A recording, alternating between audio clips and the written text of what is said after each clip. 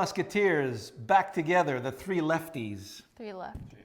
Sav, Moo, Shawn.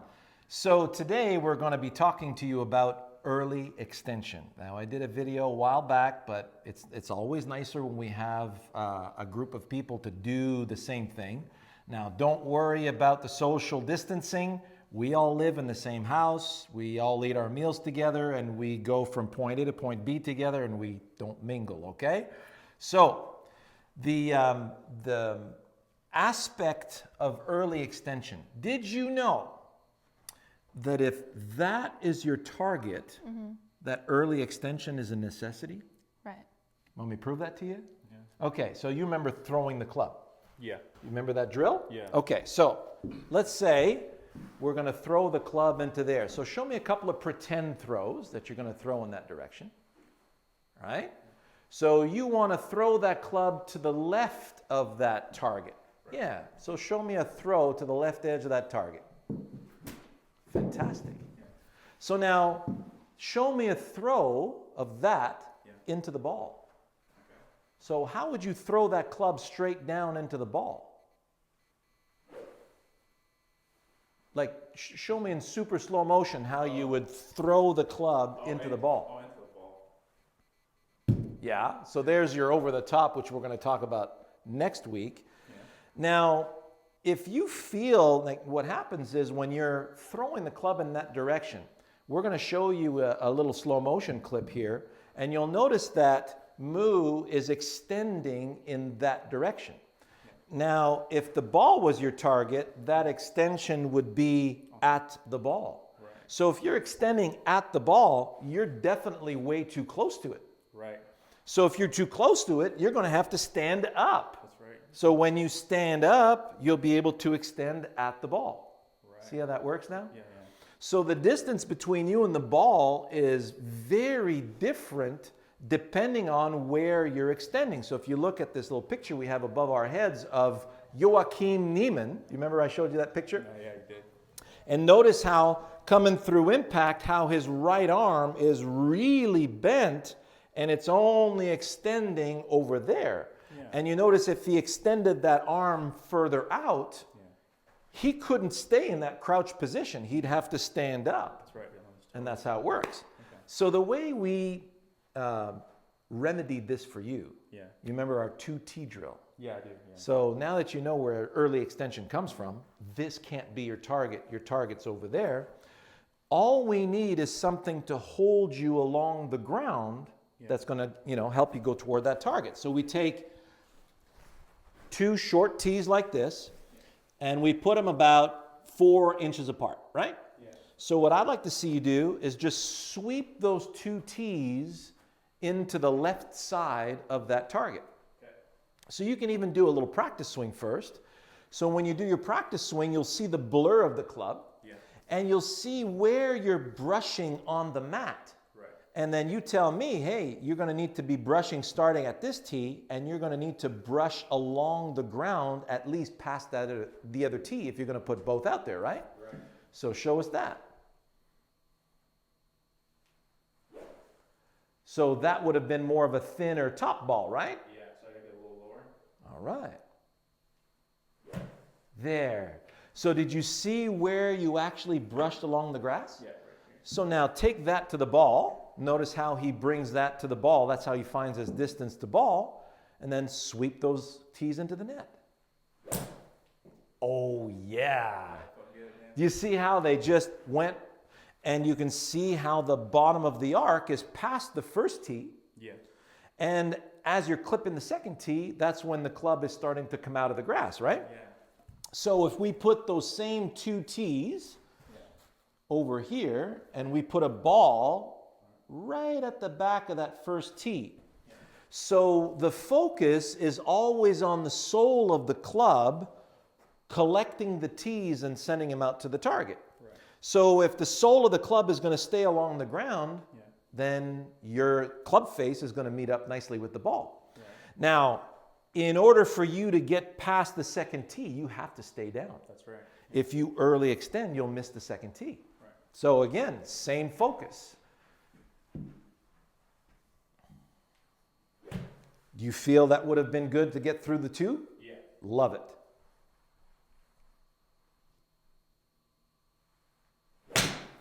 Very nice. So both tees take off. Yeah. We get solid contact with the ball.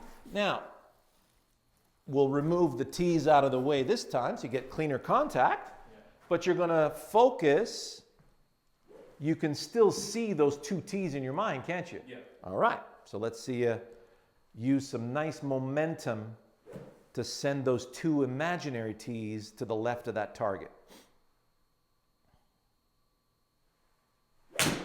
Oh, that was smoked. So that is your 8-iron, right? Hole. That's an 8-iron? 7-iron. That's a 7-iron? Yeah, I switched them. Okay, so, and that's a shorter shaft too, right? Yeah, it is. Those are the ones that we have to retool for you. Yeah. So now, look at this. Your path was nicely from the inside and the ball started 2 degrees to the left. Yeah. Your angle of attack was downwards, and look at that beautiful contact right there in the center of the face with that lovely little draw. Yeah. So you had beautiful contact. If we look at how, so you notice you had a nice launch angle, about 20 degrees, 178 carry, not bad for a 7-iron. Yeah. Started 2 degrees left, and with 500 curve to the right, 500 revolutions per minute to the right, Yeah. and it was 121 feet in the air. That's a towering 7-iron. That landed like a butterfly with sore feet. Look, it just took 1 hop and stopped because it's coming in. Look at the descent angle is 50 degrees. 45 degrees is a solid descent angle, and you're coming down from 50 degrees. So and you ended up 5 feet from the flag. So that's a nice bird. I would say that is a wonderful birdie opportunity. Yeah. So Sav, you come on over. Gotta follow that up. Got to follow that action, huh? So, what when we say stay with your shot, right? Staying with the shot means don't early extend. How do you not early extend? Well, you just can't make this your target, right? Right. So how are you allowing this to be in the way of your swing? It's just an intersection. It's an intersection. All right. So let's do a little prediction process, because if you're not sure whether or not you're going to strike the ball solidly, Yeah. then you can't swing to the target, Right, because your focus is on contact. and you're focused on contact. So if your focus is delivering at the ball, early extension is a necessity. So what is your main task when you're swinging to the target? What do you like to feel? Release to the left edge. Right. So For what a does that draw. mean for the average person? So if you were throwing the club and you didn't let go, show me a throw where you don't let go of the club. What happened there? So you're trying to throw the club that way, Yeah. but if you throw the club that way and don't let go, notice where my hand stopped? Yeah. But if I don't let go, won't the club turn my hands over? Yeah. So that's the release we're talking about. Yeah. So you're going to feel a nice snap release in the direction that you want to start the ball. Yeah. So show me a nice snap release above the ball. So if you set up a couple inches above the ball, your attention is on snapping to the left of that intermediate point. Yeah. So where did you feel peak speed? Over here. Yeah. So it's like when, go ahead and bring the club into my hands. So if you're throwing and not letting go, gravity's trying to pull the club away from you, and Yeah. you're hanging on to that, that's going to Yeah. stretch you out. So you feel like you're being stretched out to the left of that intermediate point. Yeah. So now lower the club to the middle of the ball. So if you throw the club into a nice release to the left of the intermediate point, what do you predict is going to happen? We'll probably top it. You'll probably top it. So let's see if you do. Ooh, nice skull. Look at that. Excellent. So the height on that one must have been something like 35 feet in the air. Yeah. maybe. All right. So now lower your club some more. Let's get rid of that ball. We'll give you a nice vice ball here. So if you lower yourself to the grass now, When you throw into a nice release there, does it feel like the two tees are in the way? Yeah. Fantastic. Wow, did that ever sound good? Just a hair thin. Yeah. Let's try another one.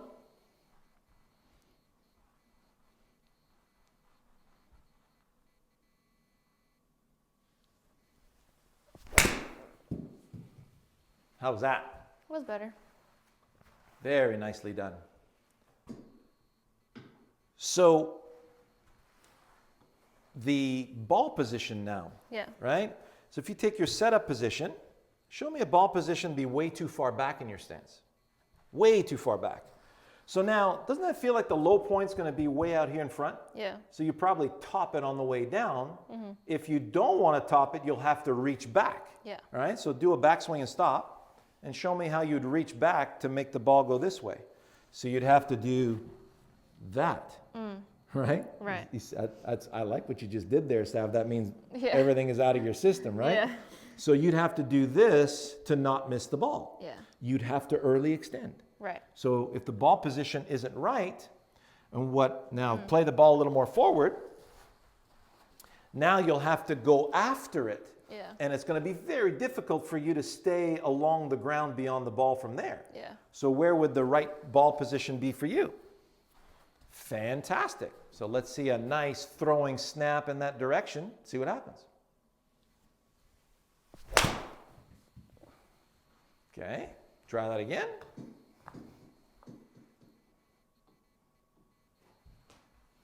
It's all right, that's my fault. I messed you up with all that ball position. No, it's okay. I just went when I didn't feel comfortable.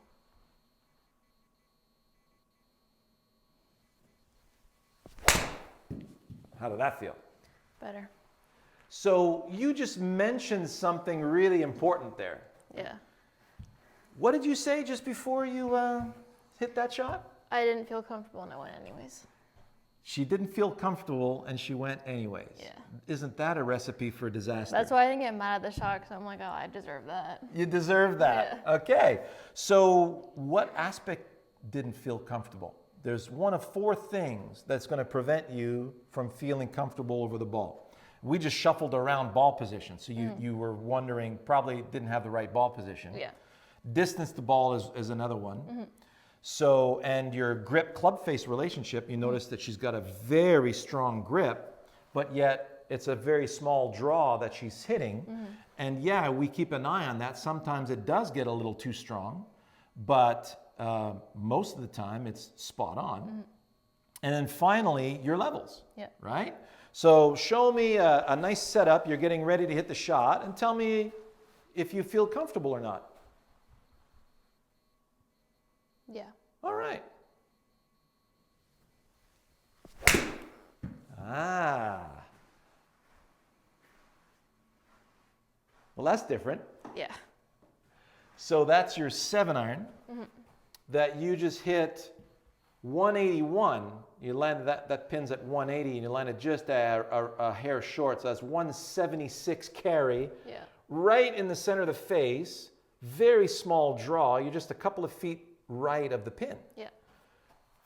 So compare that to the others because, you know, we are on video and I'm throwing a bunch of stuff your way to help them. Yeah. Right now I'm not helping you. Yeah. And so, but I said, well, when you feel comfortable, go ahead. Well, you obviously felt very comfortable. Yeah.